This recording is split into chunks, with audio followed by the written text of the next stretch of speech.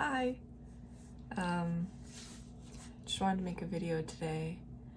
I made a video earlier in the car, and I don't know why I look, for some reason, the lighting in the car did not do me any favors.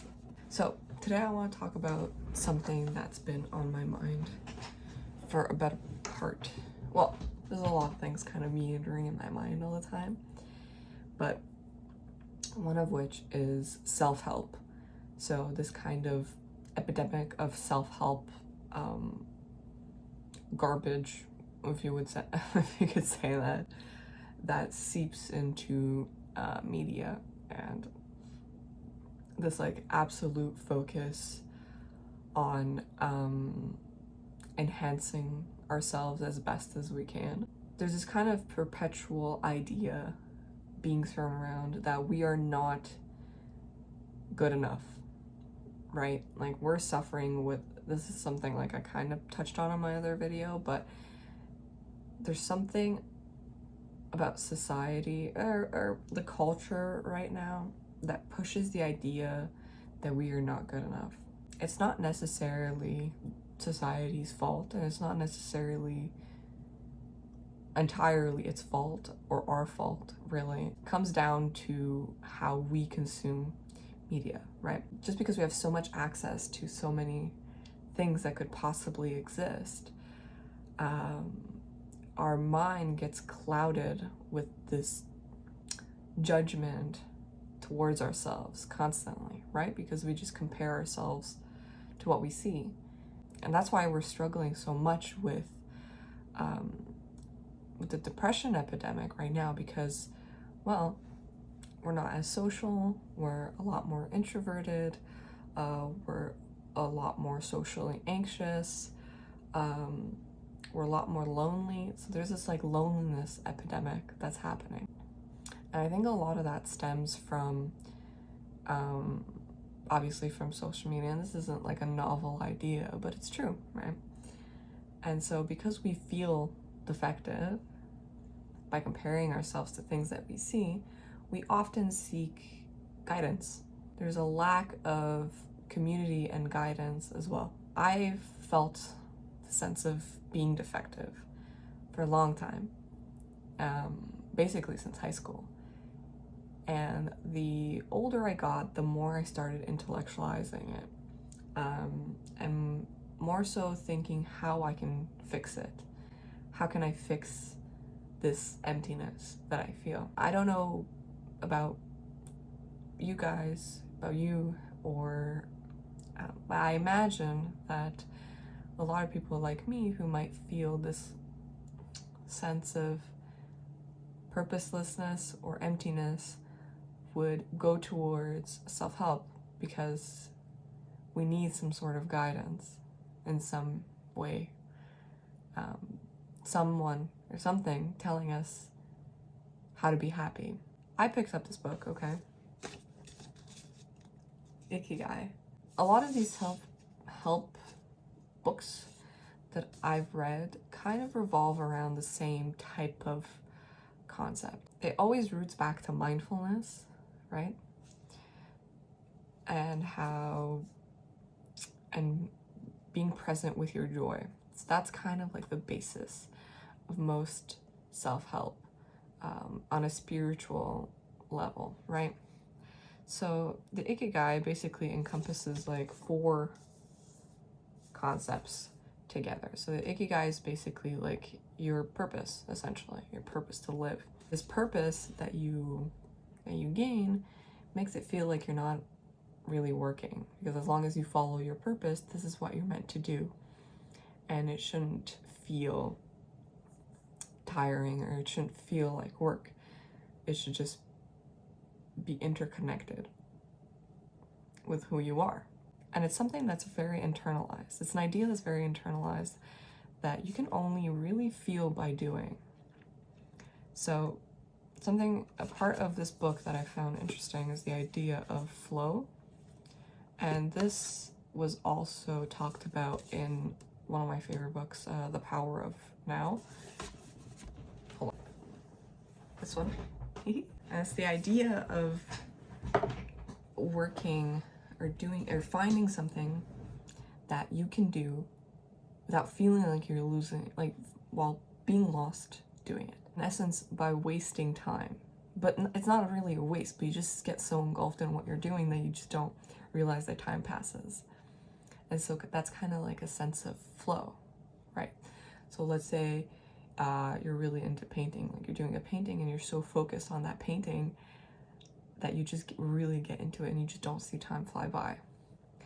And in essence, one of the methods of finding your ikigai, your purpose, is finding what gives you flow and to do it as much as possible. In that sense, how can we find our flow, something that we can do without it feeling like it's a burden? Yeah, it's just generally on being able to focus on a task, right? And it's interesting to me how we're so focused on being on like the fear of missing out and the fear of not living a good life, but literally to live a good life is to lose track of time. Is to not be aware that time is passing, which I find like such an interesting concept, because you would think you would need to be like, at least for me, like I need to be completely aware of every single second, minute of the day and be present entirely throughout the entire thing, because if I don't, I'll feel like I'm wasting time and that my life is gonna pass before my eyes without even feeling like I've lived. The point of being present is by doing something in which you can get lost in, or the essence of flow. So the goal is to find what gives you flow, something that you can do consistently, that's part of you that you can just get lost in. Now, what if you don't know what that is? It's just about trying things and finding it. Because believe me, I do not have that flow. I think the only time that I notice that I get into a flow is when I edit. So when I edit like a video or a project or something like that. When I talk to somebody about when I'm in a conversation with an old friend and we're just talking for hours and hours and hours on end, I could like literally 6 hours could fly by and I would not be able to tell. Like that's my flow. Helping people too. So at work, I love helping people. It's in the sense of like if somebody comes to ask me for a service and I can provide them with a service that they're happy with, that makes me feel good. It's about getting rid of everything else that's just a distraction and simply following what makes you waste your time, but not in a bad way. Just what makes life worth something. The thing about self-help is that it's different for each person, right? You can read all the self-help books. I have more. All the self-help books in the world. You can intellectualize as much as you can with as many books, with as many thoughts, with as many Google searches. But at the end of the day, you were stuck with yourself. And it's just about looking inwards on why you are the way that you are. The reason why we're so obsessed with this self-help is because we're running away from ourselves. We feel defective So we run to fix it. We intellectualize it. We Google, like, how can I be successful? How can I be an entrepreneur? How can I make 6 figures in 1 year? How can I invest? Or how can I be happy? What's my purpose? This and this. Rather than just looking inwards on what makes us feel whole. But it's hard because, we're not happy with ourselves in some fundamental way. Like truly, deeply, fundamentally inside ourselves, we're not happy with who we are. We feel defective. We feel broken. That's why we need self-help, because we need help to figure out who we are. Because like I said, we have no guidance. We have nothing to look forward to. We have nothing to hope for. We lack community.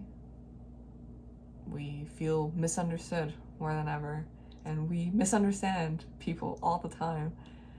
We have nowhere to turn to because we're lonely, and we're just trying to find the people that get us. And maybe you can figure yourself out without reading any books. And books help. I mean, look, listen, I'm excellent book. There's always going to be something from reading these books that's going to be missing. That missing part is you. It's, all these books, they can help in some way. But only you can help yourself. I'm not the most intellectual. I'm not the most eloquent with words. I'm not the most academic. I'm just a person that feels like there's something missing inside of them. I'm just trying to figure out what that is. And I don't know what that looks like yet, but that's the journey. That's the journey. That's to read books and to travel and to do shit. And to figure it out one day. And honestly, I feel like my generation is kind of fucked. I know I'm not the only one, so yeah, that's it. I just want to say that self-help can be helpful sometimes, but you just gotta be wary that you're not getting into this trap of intellectualizing everything. Trying to make sense of everything without feeling it first. And I know that it's hard because that means you have to face all the things you hate about yourself. And you have to let go of that ego. And we're all just trying to figure out how to cope with ourselves. So, that's it. Anyway, thanks for watching. If you relate, I'm really sorry.